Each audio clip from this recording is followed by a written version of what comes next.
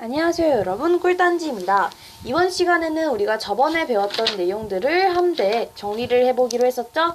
자, 그러면 시작해보도록 할게요.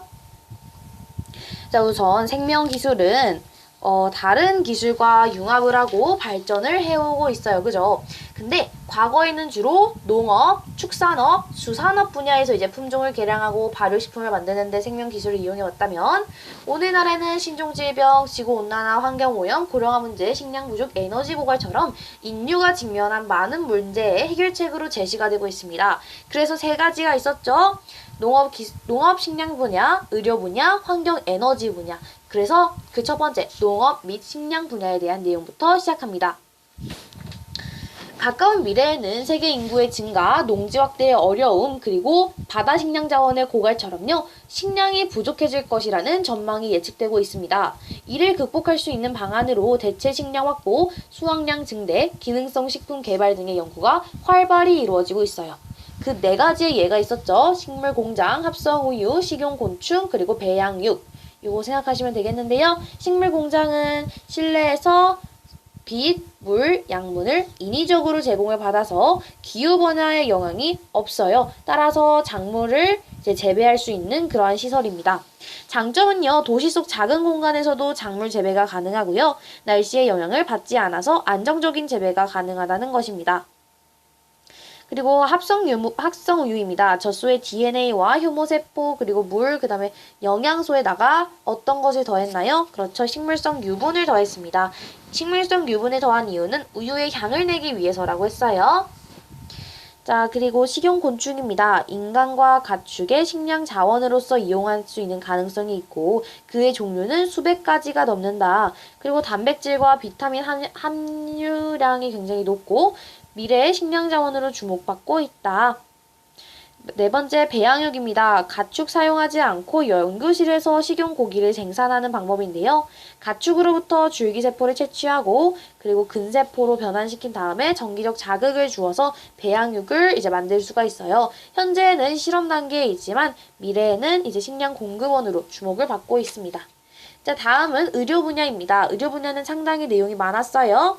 생명기술은 인간의 질병을 예방하거나 치료하여 건강을 증진하는 데 이용되어 왔습니다. 하지만 이제는 더 효율적으로 된다는 것이죠. 효율적인 예방, 진단, 치료가 가능하게 되어서 현재보다 더욱더 건강한 삶을 제공할 것이다 라고 예측을 하고 있어요.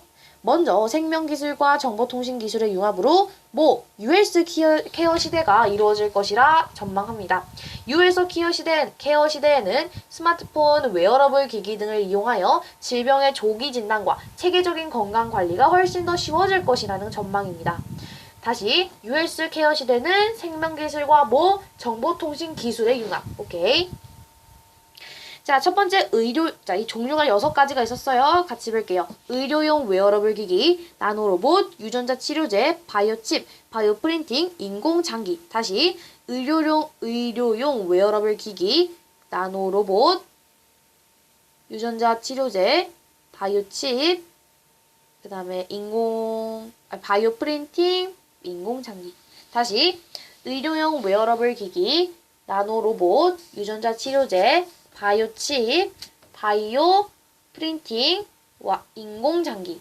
다시 의료용 웨어러블 기기, 나노로봇, 유전자 치료제, 바이오칩, 바이오 프린팅, 그 다음에 인공장기.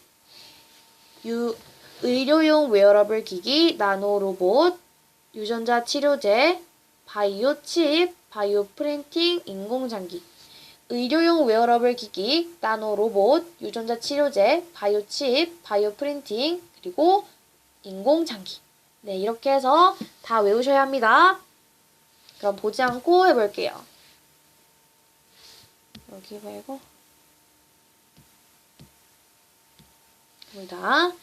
자, 종류가 있었습니다. 6개의 시작.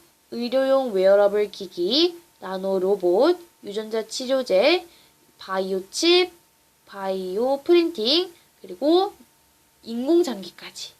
자, 그런데 조금만 더 보자면 의료용 웨어러블 기기에는 혈당 측정 콘택트 렌즈, 그리고 피부 부착형 바이오 스탬프, 그리고 발목 착용형 헬스 케어 기기까지 이런 게 있다라는 거 알아두시면 되겠습니다. 다시 의료용 웨어러블 기기에는 혈당 측정 콘택트 렌즈, 피부 부착형 바이오 스탬프, 발목 착용형 헬스케어 기기. 다시 혈당 측정 콘택트 렌즈, 피부 부착형 바이오 스탬프, 그리고 발목 착용형 헬스케어 기기. 자, 여러분이 생각하시면 쉬운 게요.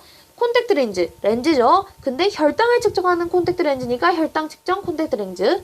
자, 바이오 스탬프야. 바이오 스탬프인데 피부에 부착할 수 있는 바이오 스탬프니까 피부 부착형 바이오 스탬프.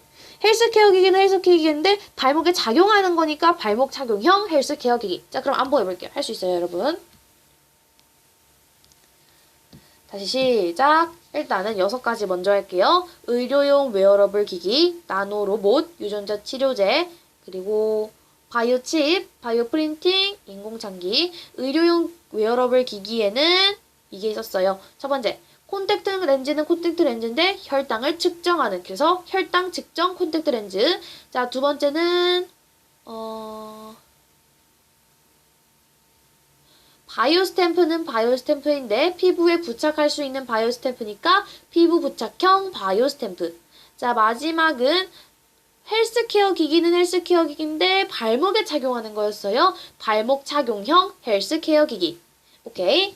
자, 그러면 각 특징들 이해해 보도록 할게요. 자, 의료용 웨어러블 기기에서 혈당 측정 콘택트 렌즈는 눈물의 성분을 분석해서 당뇨병 환자의 혈당 수치를 아는 것이고요. 그 다음에 피부 부착형 바이오 스탬프는 피부에 부착할 수 있는데 생체 정보를 확인할 수 있다고 합니다. 예를 들어 체온이나 맥박, 자외선 흡수량 등. 그리고 발목 착용형 헬스케어 기기는요. 몸에 이상 현상이 생기면요. 스마트폰으로 신호를 전송해준다. 그래서 심박수, 맥박, 혈압, 체온 등을 전송해줄 수 있어요. 자, 나노로봇입니다. 10억분의 1m 단위의 미세한 세계를 다루는 나노 기술을 기반으로 만든 로봇인데요. 몸속에 삽입을 해서 병을 진단하고 치료할 수가 있습니다. 유전자 치료제입니다. 유전자가 조작된 백혈구 등을 이용해서 암과 난치병 등을 치료할 수가 있고요. 바이오칩입니다. 작은 기판 위에 DNA, 단백질 결합을 해서요. 유전자 결합, 단백질 분포 분석이 가능합니다. 유전자를 빠른 시간 내에 검색할 수 있어서 투입 시간과 비용을 절약할 수 있다고 하네요. 바이오 프린팅입니다. 플라스틱 소재 대신에 세포를 출력해서 신체 일부나 인공장기를 만들 수가 있는데 3D 프린팅과 똑같았어요. 3D 프린팅은 제가 뭘 무조건 말하라 그랬죠? 맞춤형이 들어가야 합니다. 사람의 몸 구조가 개인마다 다르기 때문에 인공장기 생산에 3D 프린팅 기술을 이용하면 환자 몸에 꼭 맞는 기술을 제작할 수 있다. 이게 포인트였습니다. 자, 다음 인공장기입니다. 신소재와 정환교환 3D 프린팅 기술을 이용한 인공장기 생산이 가능해질 것이며 체세포 복제 기술을 이용한 각종 장기의 복제는 평균 수명 영장에 이바지할 것이다 하면서 2가지 있었습니다. 인공와우와 인공기관지. 인공와우는 청신경에 정기적 자극을 주어서 소리를 들을 수 있게 하는 장치입니다. 3D 프린팅 기술을 이용하면 환자 개인의 맞춤 제작이 가능해서 환자의 청력을 더 향상할 수 있다. 이 말이었어요. 3D 프린팅 기술 들어가면은 맞춤형 이거 나와야 된다. 자, 그리고 인공기관지입니다. 환자의 기도를 3차원 입체 영상으로 촬영한 뒤 인체 친화적 플라스틱으로 복제품을 만들고 줄기세포를 용액에 배양하여 이식합니다. 이게 인공기관지. 자, 그럼 아셨죠? 그러면 한 번 더 말해볼게요. 시작! 의료용 웨어러블 기기 중에서 혈당 측정 콘택트 렌즈, 피부 부착형 바이오 스탬프, 발목 착용형 헬스케어 기기, 나노 로봇, 유전자 치료제, 바이오 칩, 바이오 프린팅, 그리고 인공장기인데 인공장기에는 인공와우와 인공기관지가 있다라고 했었습니다. 오케이. 내용 정리할 수 있었고, 자, 마지막입니다. 생명기술의 이용에 대해서 알아볼 거예요. 근데 생명기술을 활용해서 에너지 자원을 개발하고 오염물질을 제거하거나 환경을 보존하기 위한 연구가 이루어지고 있습니다. 지구온난화, 대기오염 등의 환경 문제, 에너지 자원 고갈 등과 관련하여 바이오 에너지에 관한 관심이 높아지고 있어요. 바이오 에너지는 과일, 곡식, 나무, 가축의 배설물 등을 가스나 알코올 등으로 변환하여 사용하는 에너지로 바이오 디젤, 바이오 에탄올, 바이오 부탄올, 바이오 가스 등이 있습니다. 바이오 에너지는 식물 자원 파괴와 곡물 가경 상승 등의 문제로 옥수수, 대, 폐, 목재, 음식물 쓰레기 등 비식용 원료를 활용하는 것으로 발전하고 있어요. 그 종류가 바이오 디젤, 바이오 에탄올, 바이오 부탄올, 바이오 가스 등이 있다라고 얘기를 하고 있습니다. 오케이, 괜찮으시겠어요? 자, 그러면 바이오 디젤이라는 것은 야자, 돼지 비계, 그리고 해바라기 등을 이용해서 동식물성 원료, 기름을 원료로 만들었어요. 오케이, 바이오 디젤. 바이오 에탄올이라는 것은 어떤 것을 이용해서 만들었나요? 그렇죠. 사탕수수나 옥수수, 감자, 밀, 고구마 이런 것들을 증류하고 또는 발효해서 만든 연료입니다. 바이오 부탄올이라는 것은 폐목재, 해조류, 볏짚 등에서 추출한 우리가 그런 거 있잖아요. 그 포도당과 박테리아를 이용해서 만든 연료이고요. 바이오가스란 음식물 쓰레기나 가축의 분뇨 등의 오염물질을 미생물로 분해를 해서 생산한 연료용 가스입니다. 또한 친환경적인 재료인 전분이나 사탕수수 등으로 생분해성 플라스틱 제품을 만들고 있는데요. 생분해성 플라스틱 제품이 뭐였죠? 그렇죠. 우리가 토양에 있는 미생물에 의해서 잘 썩는 플라스틱을 말합니다. 이외에도 오염된 토양이나 전 해수 등을 정화하기 위해 생물과 미생물 등을 이용을 하고 있어요. 그 예가 흑공이었죠. 정화 기능이 있는 미생물을 진흙과 섞어서 동그란 흙 모양으로 만든 다음에 그것을 이제 하천에 뿌리게 되면요. 수질 정화 작용과 악취 감소에 도움을 준다고 했었어요. 자, 오늘은 이렇게 해서 우리가 3가지 분야에 대해서 정리를 해보았습니다. 뭐와 뭐? 농업 및 식량 분야, 그리고 의료 분야, 그리고 환경 및 에너지 분야 이렇게 알아보게 되었습니다. 자, 우리가 다음 시간에는 이제 어려운 건 많이 끝났습니다. 생명 기술이 개인과 사회에 미치는 영향과 대책에 대해서 알아보도록 할 거예요. 긍정적 영향과 부정적 영향이 있겠죠? 그 내용 둘 다 정리를 하는 시간을 가지도록 하겠습니다. 자, 그러면 우리 친구들 다음 시간에 만나도록 할게요. 우리 구독자분들도 모두 자신이 원하시는 바 다 이루셨으면 좋겠고요. 우리 이번 강의도 살짝 헷갈리는 내용 많았을 수 있어요. 질문 언제든지 댓글로 달아주시면 언제든지 대답해 드리도록 하겠습니다. 자, 오늘 수업은 여기까지였고요. 다음 시간에 만나도록 할게요. 안녕!